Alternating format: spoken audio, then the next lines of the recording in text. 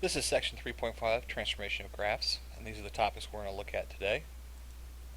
We're going to start with some simple transformations, the vertical shifts and the horizontal shifts. Your vertical shifts and your horizontal shifts basically preserve the shape of the graph. In the case of vertical shifts, they just shift the graph up or down by the same number of units by a fixed number. In this case, we have two graphs here. We have y equals x squared, and we have y equals x squared minus 5. The y equals x squared is actually your top graph, your one that is purple looking graph. The y equals x squared minus 5 is the green graph on the bottom. So these two graphs have the exact same shape. The only difference is they are shifted. The green graph is shifted down. If we plug in the x values, notice your x values on each graph are the same. And we look at the corresponding y values, notice that the difference between the two y values have a delta y of negative 5 each time. So this is a constant shift downward, and that negative 5 corresponds to the negative 5 out here on this function y equals x squared minus 5. Similarly, if I look at horizontal shifts may be a little bit easier to see. These are shift left and right. Again, they preserve the shape of the graph. This orange table has the graph y equals x squared, which corresponds to the purple graph in here. And this greenish table has the graph y equals x plus 3 quantity squared. Notice this graph is just on the right, the green one is just shifted to the left 3 spots. Notice the y values are all the same in this case.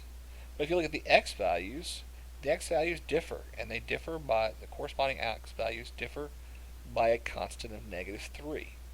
So in this case, delta x is negative 3 for all of these values. Notice the difference between the horizontal shift, the 3 was inside when I squared it, versus the vertical shift, the 5 was on the outside of the function.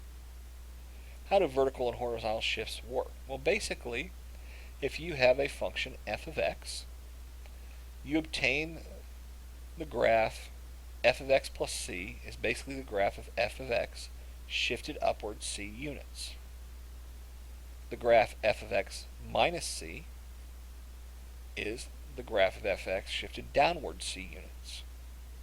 If I have f of the quantity x minus c, just shifts to the right c units, and f of the quantity x plus c shifts to the left c units.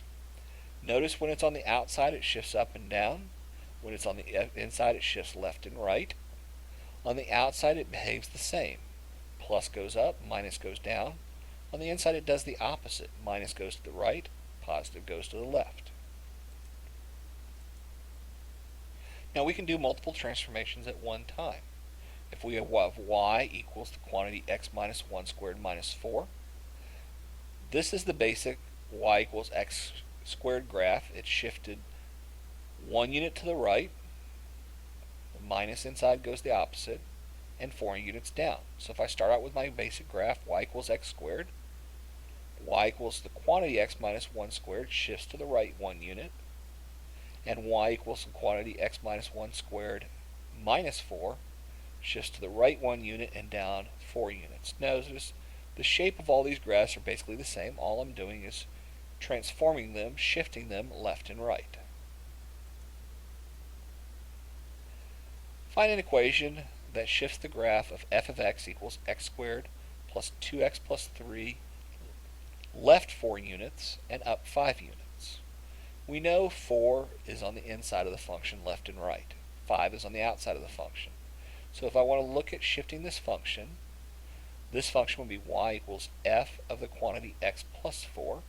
Inside the function is left and right, and then the plus 5 is on the outside of the function.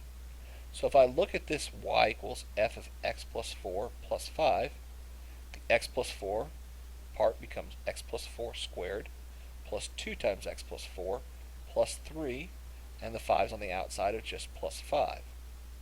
Now if I want to simplify this, this becomes x plus 2 squared plus 2 times x plus 4 plus 8.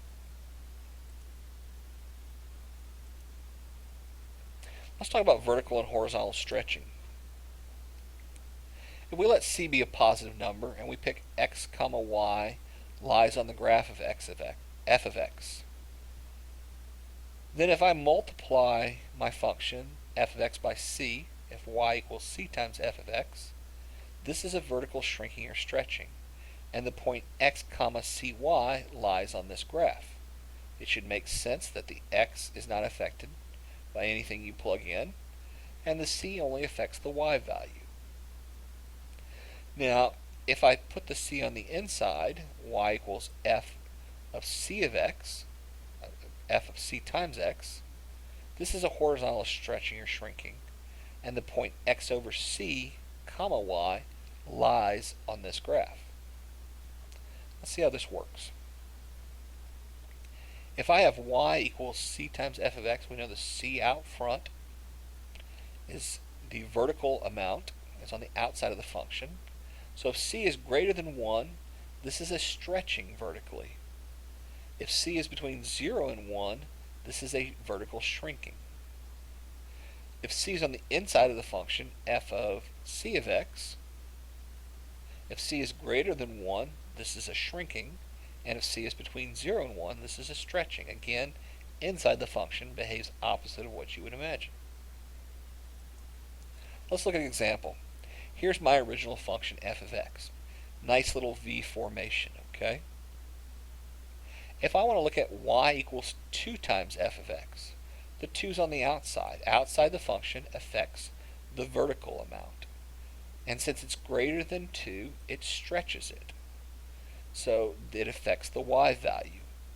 Remember our rule back here? We said c times f of x, then the point x times c of y lies on the graph. So if we go back here, my c in this case is 2. It affects the y values. So if I look at my points, I have these points, negative 2, 4, 2, 4, and 0, 0. The 2 is going to affect all the y values. So I'm going to have the point negative 2, comma 2 times 4, 0, 2 times 0, 2, 2 times 4. Again, notice this 2 is constant on each one of these, and that 2 comes from the way we defined our function of y equals 2 times f of x. So I have the point negative 2, 8, 0, 0, and 2, 8, and if I plot these points, this is what my graph looks like. Notice this stretches the graph vertically. Similarly, if I put a number inside of my function f of 1/3 x, this is the number that's going to affect it. Again, inside the function is going to affect it horizontally. Now, inside the function also only affects the x values, not the y values. That's where this 1/3 comes from. And remember, it affects it in the opposite way. Remember the point x over c, or x divided by c. So my c in this case is 1/3. So again, I have the points negative 2, 4, 0, 0, and 2, 4.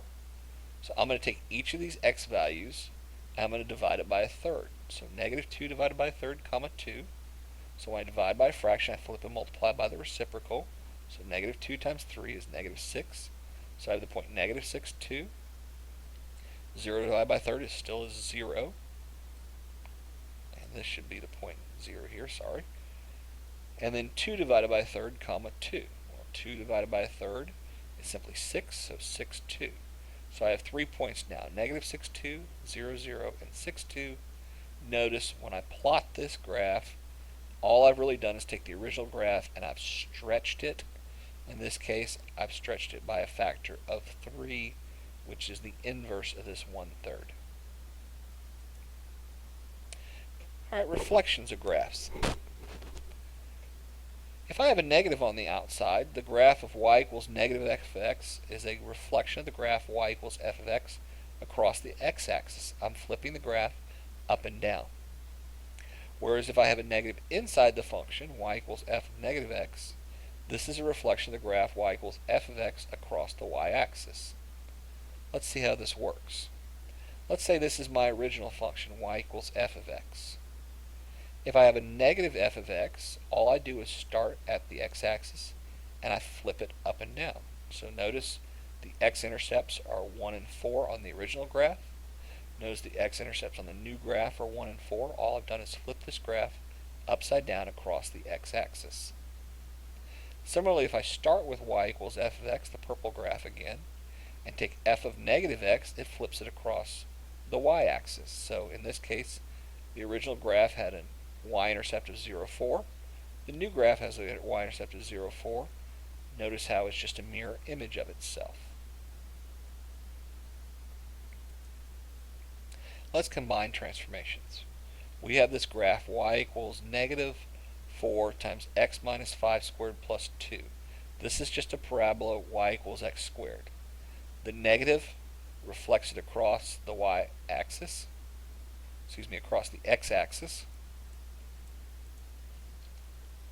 The 4 stretches it by a factor of 4. The x minus 5 shifts it to the left 5 units, and the plus 2 shifts it up 2 units.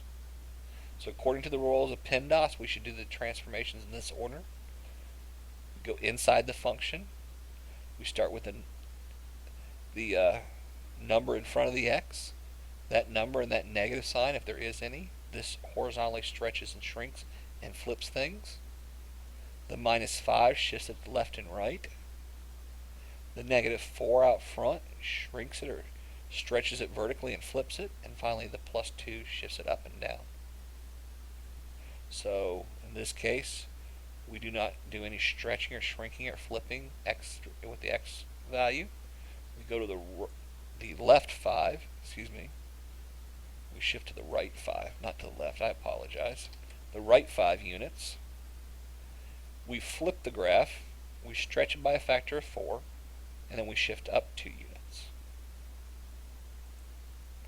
Let's look at an example of this. Describe how the graph of this equation y equals negative radical x minus 5 plus 2 can be obtained by transforming the graph of y equals the square root of x. We go inside here first.